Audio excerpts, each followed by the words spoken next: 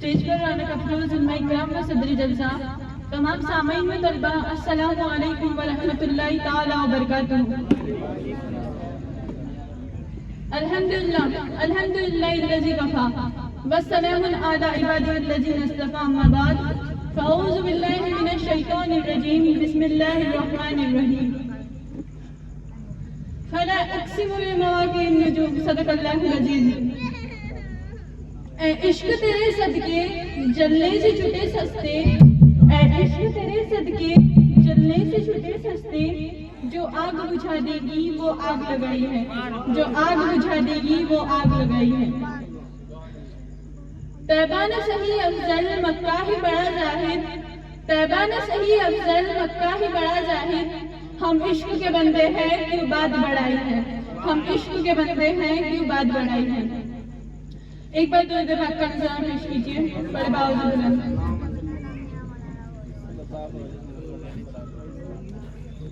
امہات المومنین حضرت عائشہ صدیقہ رضی اللہ تعالیٰ عنہ سے روایت ہے کہ آپ صلی اللہ تعالیٰ علیہ وسلم نے ارشاد فرمایا کہ انسان کی تخلیق میں 360 جوڑ بنائے گئے ہیں، ان میں سے جس نے لا الہ الا اللہ کہا، اللہ اکبر کہا، الحمدللہ کہا، یا راستے سے پتھر ہٹایا یا راستے سے کانٹا ہٹایا، تو 360 جوڑوں کی گنتی کے برابر ہے، اللہ کا شکر ادا کرنے کے برابر ہے۔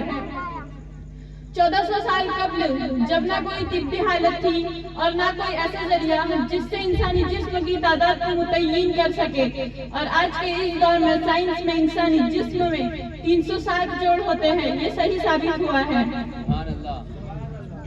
تیری نسل پاک میں ہے بچہ بچہ نور کا، تیری نسل پاک میں ہے بچہ بچہ نور کا، تو ہے عین نور تیرا سب گھرانہ نور کا، تو ہے عین نور تیرا سب گھرانہ نور کا۔ میں گدا تو بادشاہ، میں گدا تو بادشاہ بھر دے پیالہ نور کا، نور دن دنا تیرا دیدار صدقہ نور کا، نور دن دنا تیرا دیدار صدقہ نور کا۔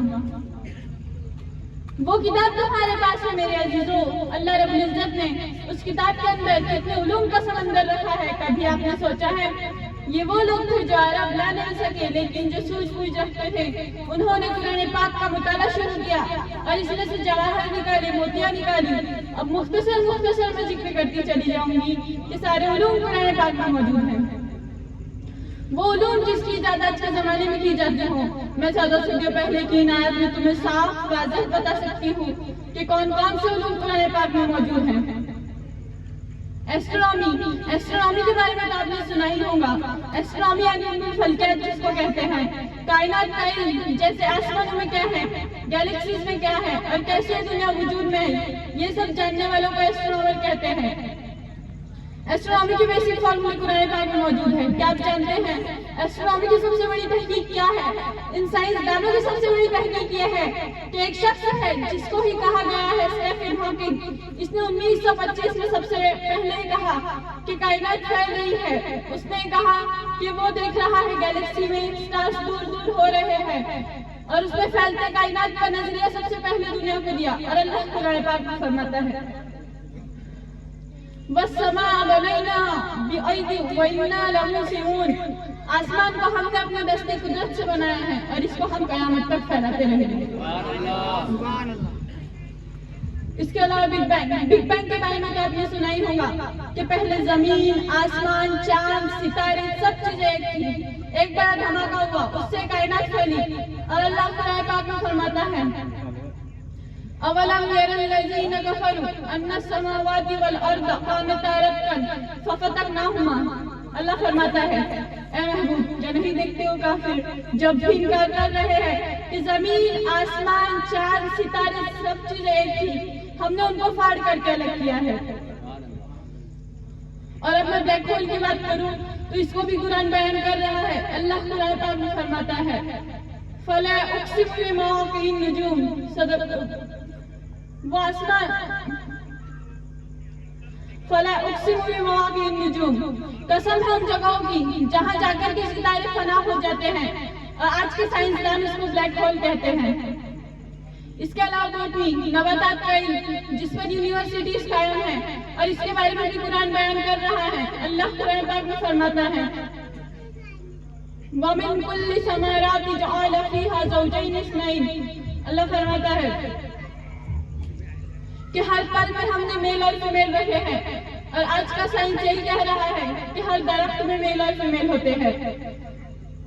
اس کے علاوہ زولوجی، نباتات کا علم، اور قرآن اس کے بارے میں بھی بیان کر رہا ہے. اللہ قرآن پاک میں فرماتا ہے وَمَا مِن دَابَّةٍ فِي الْأَرْضِ وَلَا طَائِرٍ بِجَنَاحَيْهِ إِلَّا أُمَمٌ أَمْثَالُكُمْ. ایک سائنسدان نے کہا کہ جانوروں میں بھی انسانوں جیسی کچھ عادتیں ہیں، میں نے ان پر تحقیق کی ہے، اور آج کا سائنس یہی کہہ رہا ہے. اور اللہ قرآن پاک میں فرماتا ہے کہ زمین پر کوئی بھی ایسا جانور نہیں ہے جس کی عادتیں انسانوں سے نہ ملتی ہو، اور چوٹیاں بات کرتی ہے. اور اللہ قرآن پاک میں فرماتا ہے حَتَّى إِذَا أَتَوْا وَادِ النَّمْلِ قَالَتْ نَمْلَةٌ يَا أَيُّهَا النَّمْلُ ادْخُلُوا مَسَاكِنَكُمْ.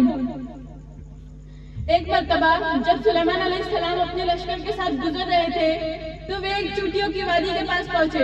تو جو چوٹیوں کی جو بڑی سردارنی تھی اس نے ساری چوٹیوں سے کہا کہ اے چوٹیوں جلدی جلدی اندر داخل ہو جاؤ، کہیں سلیمان علیہ السلام کا لشکر تمہیں بھی خبری میں رونگ نہ جائے. اور چوٹیاں بات کرتی ہے، اور اللہ قرآن پاک میں فرماتا ہے افلا ينظرون الى الابل كيف خلقت. کیا تم نہیں دیکھتے کہ ہم نے اونٹوں کی تخلیق کو کیسے پیدا کیا ہے؟ اونٹ میں ایک ایسا مادہ ہوتا ہے جو 1 مہینے تک بنا کھائے پیے رہ سکتا ہے. کیا کوئی انسان رہ سکتا ہے؟ کیا کوئی دوسرا جانور رہ سکتا ہے؟ اللہ نے اونٹوں کی تخلیق کو سب سے الگ پیدا کیا ہے. اور اب میں ہائیڈرولوجی کی بات کروں تو ایک سائنسدان ہے برنارڈ فیلیسی، اس نے ساری دنیا کو سب سے پہلے بتایا کہ سمندر کا پانی بھاپ کی شکل میں اوپر جاتا ہے، اور جو پانی اوپر گیا وہی واپس برستا ہے. اور اللہ قرآن پاک میں فرماتا ہے وَالسَّمَاءِ ذَاتِ الرَّجْعِ وَالْأَرْضِ ذَاتِ الصَّدْعِ. وہ آسمان جو ہر چیز اپنی طرف کھینچ لیتا ہے، پانی ہم برساتے ہیں اور اس کو ہی واپس لوٹا دیتے ہیں.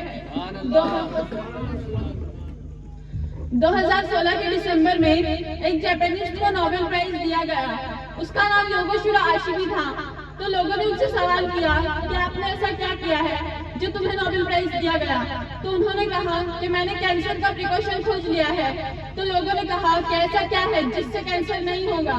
تو انہوں نے کہا کہ جب ہماری باڈی کے سادے گلے حصوں کو کھا لے گی تو ہمیں کینسر ہونے کا پرسنٹیج کم ہو جائے گا. پھر ایک شخص نے ان سے سوال کیا کہ کتنے دن بھوکا رہنا پڑے گا؟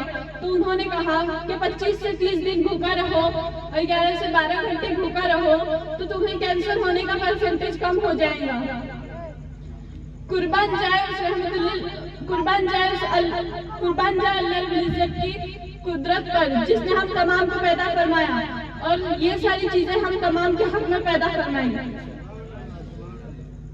میری زندگی کا مقصد میری دین کی سرفرازی، میری زندگی کا مقصد میری دین کی سرفرازی، میں اسی لیے مسلمان، میں اسی لیے نمازی.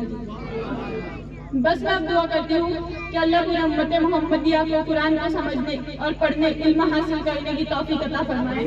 آمین. مٹانا اس کو دنیا سے آسان تھوڑی ہے، مٹانا اس کو دنیا سے آسان تھوڑی ہے، یہ کسی انسان کا فرمان تھوڑی ہے. کتابیں آج بھی دنیا میں بے انتہا موجود ہیں، کتابیں آج بھی دنیا میں بے انتہا موجود ہیں، لیکن قرآن سے اعلیٰ کسی کی شان تھوڑی ہے، قرآن سے اعلیٰ کسی کی شان تھوڑی ہے. وآخر الدعواہم ان الحمدللہ رب العالمین. السلام علیکم ورحمۃ اللہ تعالیٰ وبرکاتہ. نعرہ رسالت علماء اہل